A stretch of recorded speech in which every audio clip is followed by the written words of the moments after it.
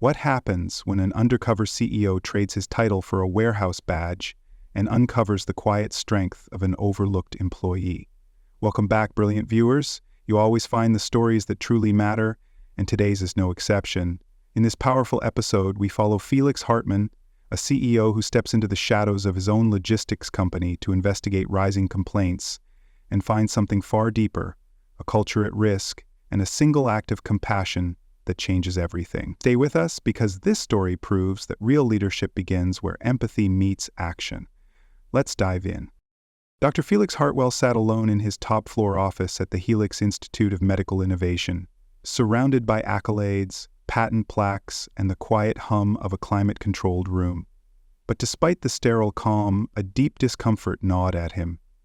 The Institute, once his father's passion project, now a globally renowned medical research facility, was thriving on paper, groundbreaking trials, high-impact publication, lucrative partnerships. Yet, behind the headlines, something had shifted.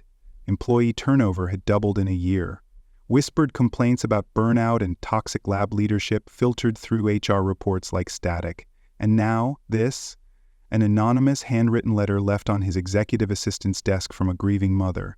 Her son, a former junior associate, had passed suddenly. She had come to the lab to leave flowers, to feel close to where he had once poured his ambition. But when she asked the receptionist if there was a quiet bench she could sit on, she was told curtly, "That area's for staff only." "He was my home," she'd written. "Now, there's nowhere I can go to remember him." Felix stared at that sentence for an hour.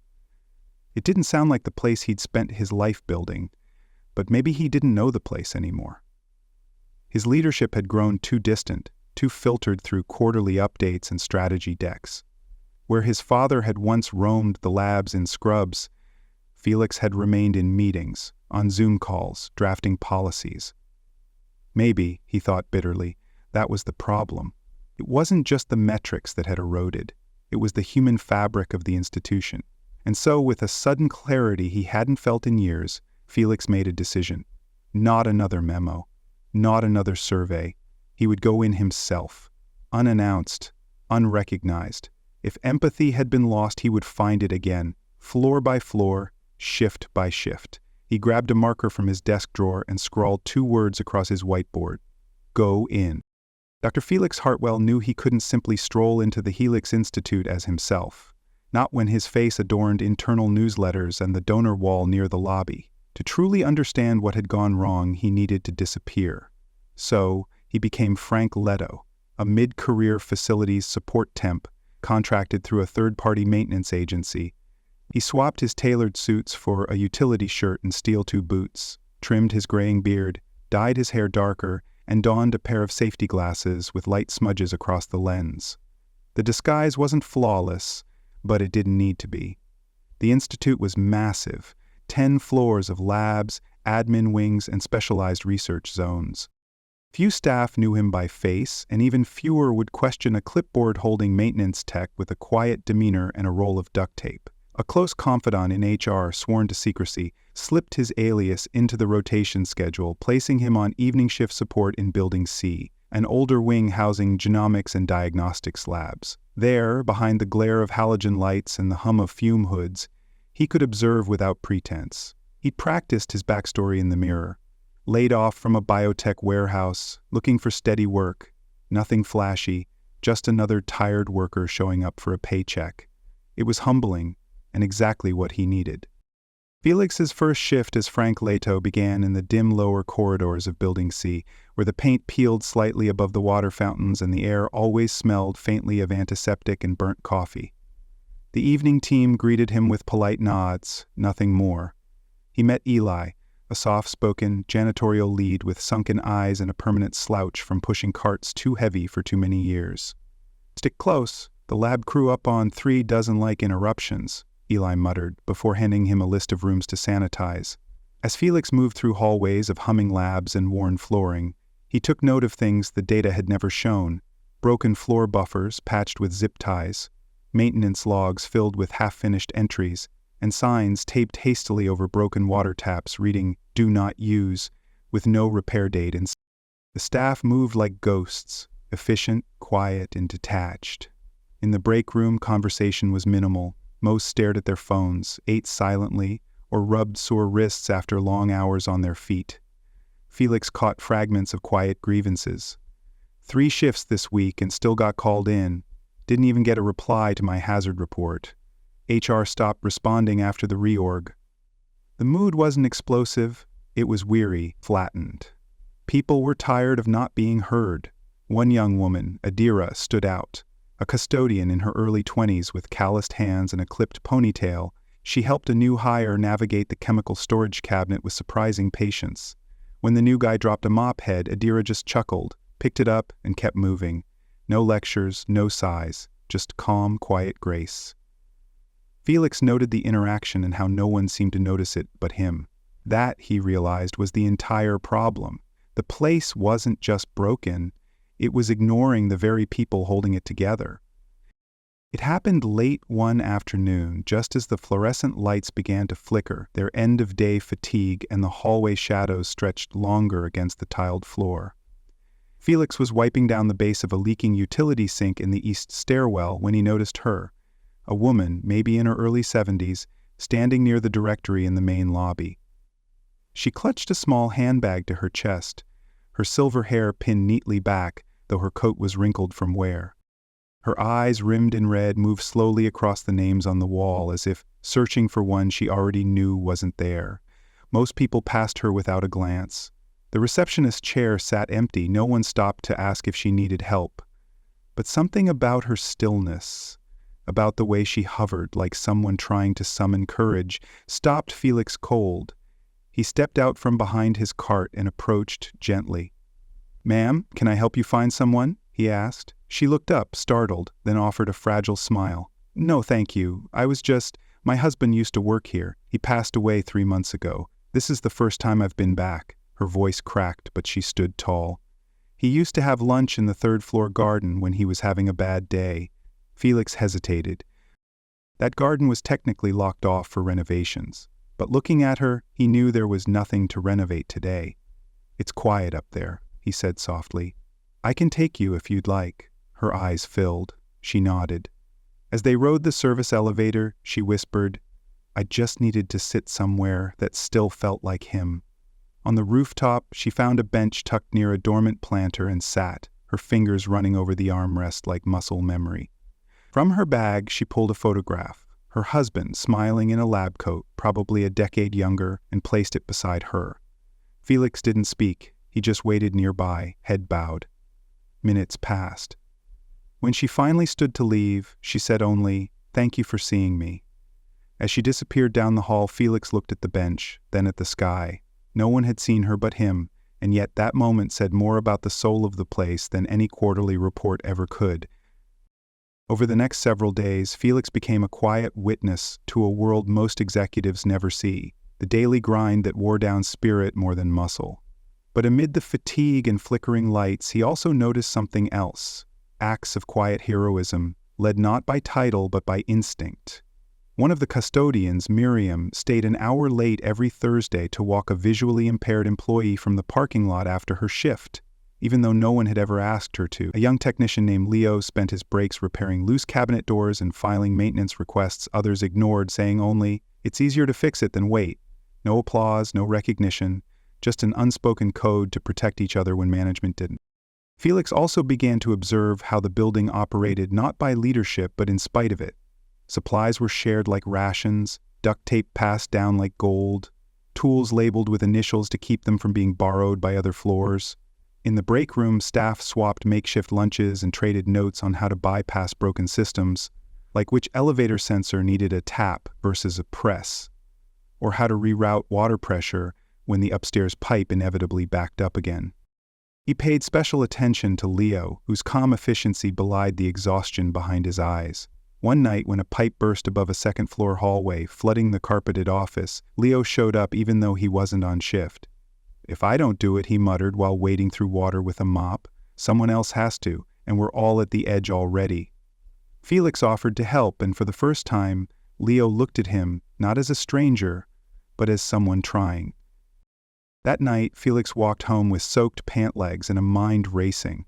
The real backbone of the facility wasn't its management structure or branded mission statement. It was people like Leo and Miriam, those who noticed what was broken and quietly kept it from falling apart. They weren't loud, they didn't complain, they just cared. And that, Felix realized, was both their strength and their burden. It was a Tuesday afternoon when everything finally boiled over. The maintenance team was scrambling to respond to a series of back-to-back issues: a flickering hallway light that had shorted out an entire breaker panel, a leak in the third-floor restroom ceiling, and an HVAC unit blowing hot air in the records room.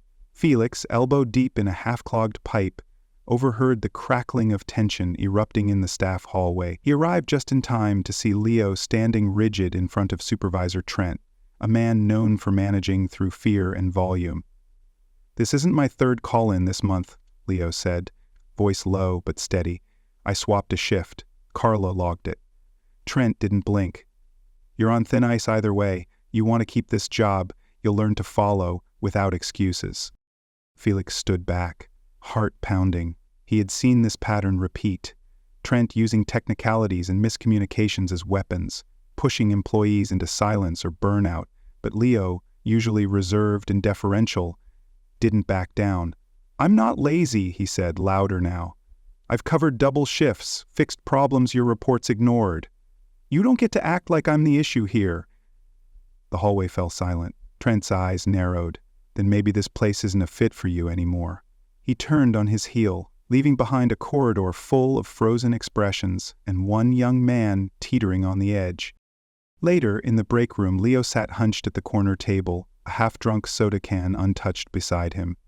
Felix approached, unsure how to start. "That wasn't right," he finally said. Leo shrugged, eyes tired.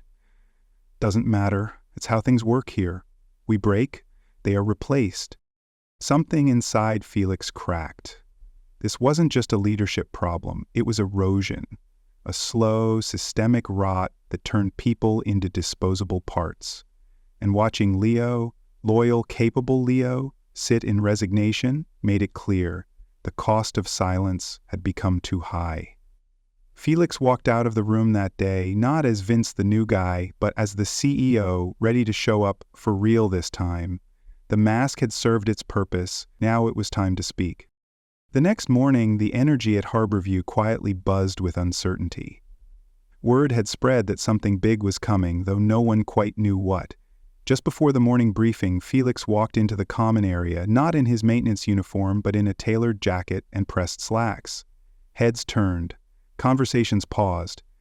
Supervisor Trent, coffee in hand, froze mid-step. Felix stepped to the center of the room and removed the name tag that read Vince. His voice was calm but unshakably firm. "My name is Felix Aldrin," he said.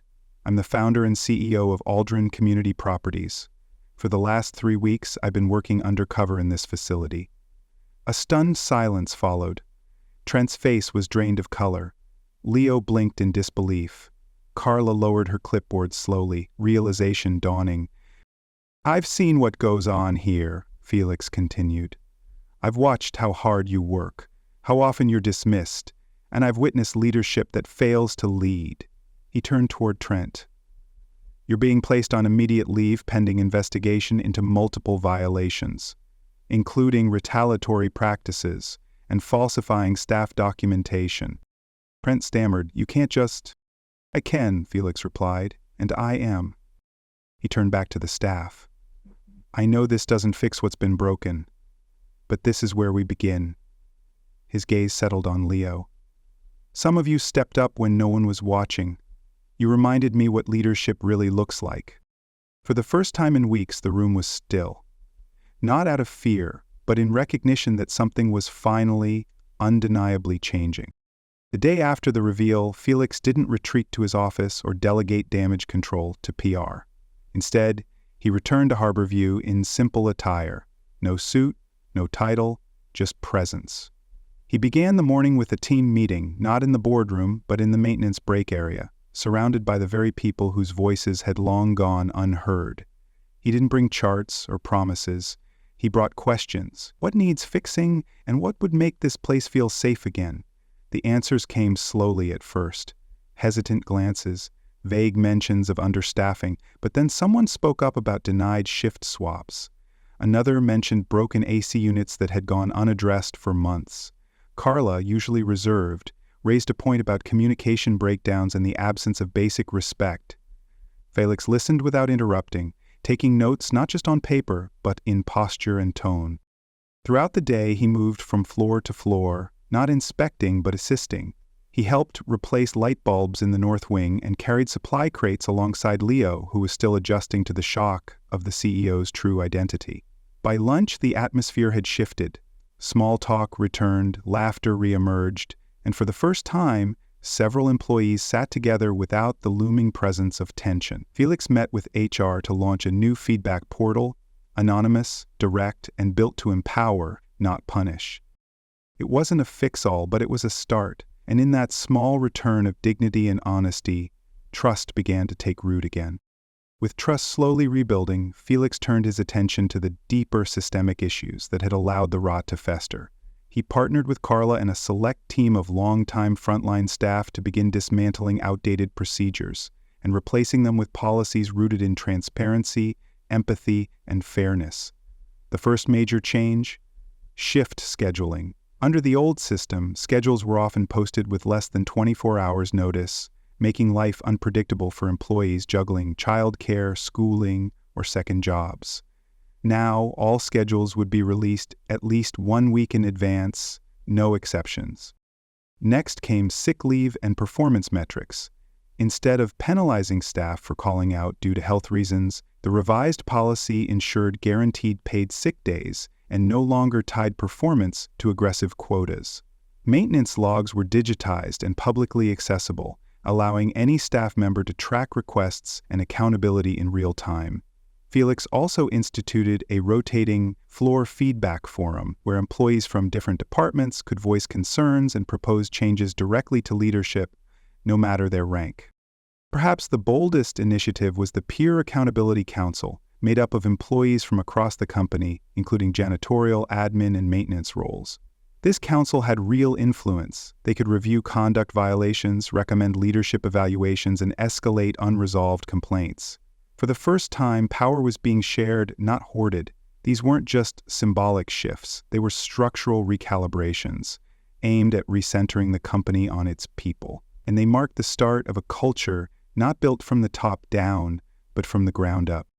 Just a week into her new role as floor coordinator, Ivy faced her first real leadership challenge, one that would test not only her technical skills, but her emotional intelligence. During a particularly hectic afternoon, a delivery of replacement office equipment arrived 3 hours early.